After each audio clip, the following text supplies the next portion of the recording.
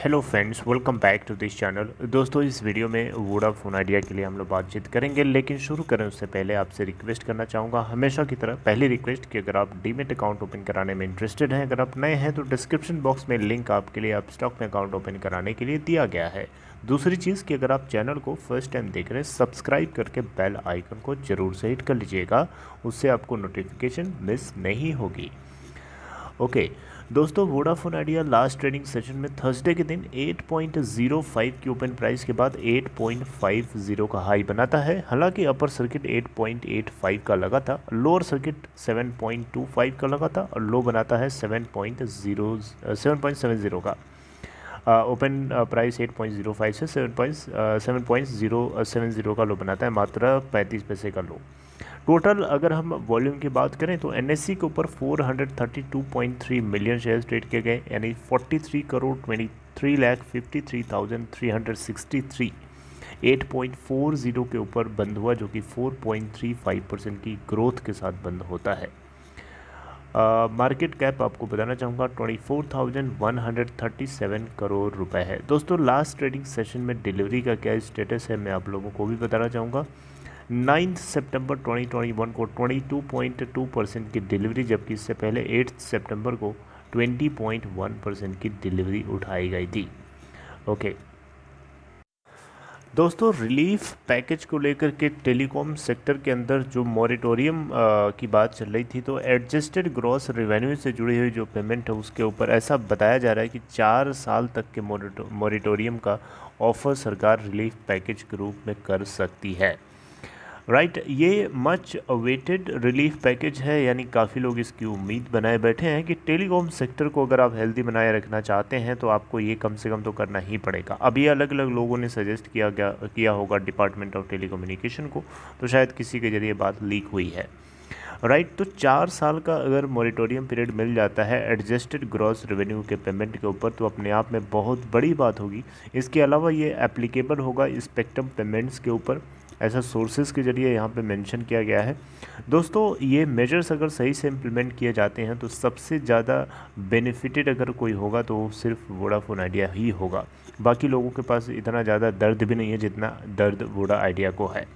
Right, तो दोस्तों यहाँ पे गवर्नमेंट जो है बहुत सारे स्टेक होल्डर से ऑलरेडी बातचीत में लगी हुई है, और जैसे कि बैंक्स हैं, है ना, बैंक्स बेसिकली तो रिलीफ पैकेज के लिए इस सेक्टर के लिए, पूरे टेलीकॉम सेक्टर के लिए, जिसमें वोडाफोन आइडिया को स्पेसिफिकली अलग से नहीं देखा जा रहा, उसी में उसको रिलीफ पैकेज के रूप में भी देखा जा रहा है, रिलीफ पैकेज के ऑफ़र करने के लिए देखा जा रहा है।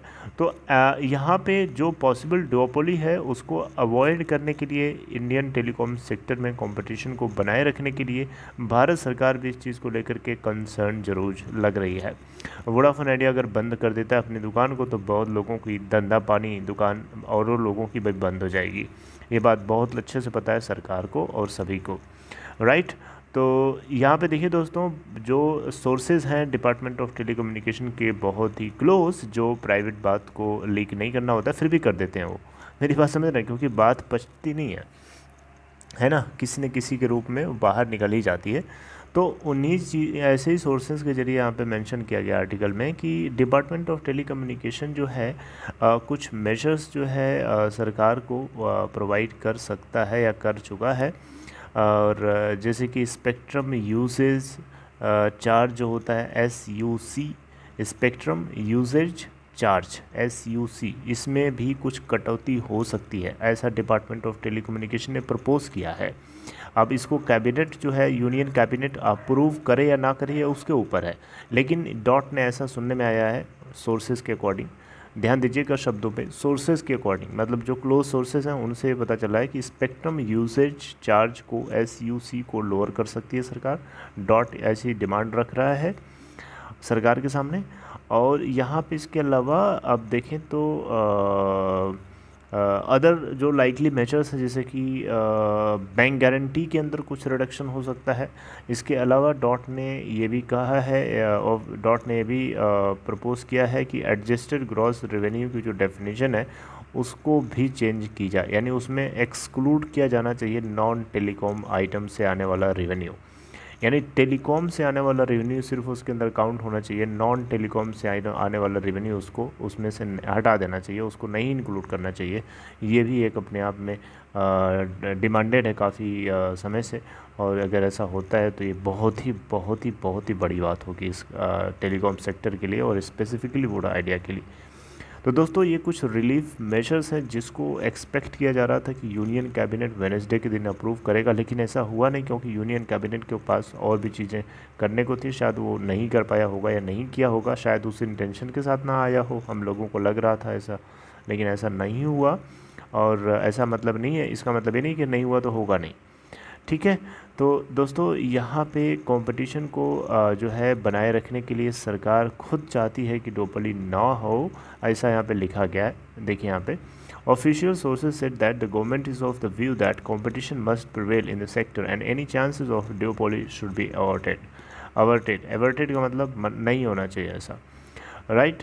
तो आपको ये बात अच्छे से पता भी है कि लास्ट हफ्ते वोडाफोन आइडिया के फॉर्मर चेयरमैन कुमार मंगलम बिरला जो है यूनियन कम्युनिकेशन मिनिस्टर अश्विनी वैष्णव से मुलाकात करी थी। इसके अलावा जो इस कंपनी के सीईओ हैं टक्कर जी, इन्होंने भी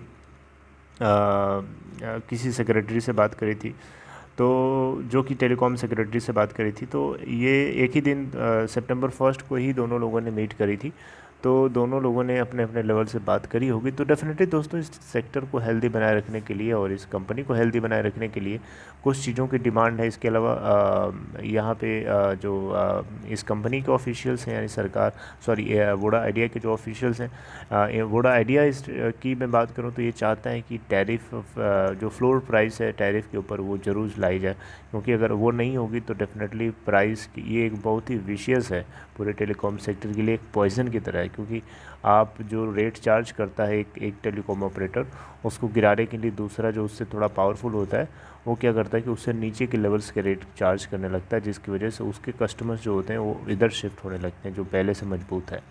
तो इस तरीके से तो वो ख़त्म हो रहा है ना धीरे धीरे।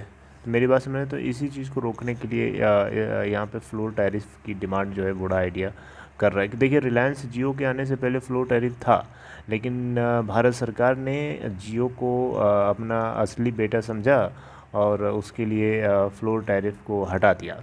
जैसे जियो आया फ्लोर टैरिफ्स को हटा दिया गया, और फ्लोर टैरिफ जैसे ही हटा रिलायंस जियो ने फ्री ऑफ कॉस्ट डेटा देना शुरू कर दिया, फ्री ऑफ कॉस्ट कॉलिंग देना शुरू कर दिया, जिससे उसका कस्टमर बेस बन गया।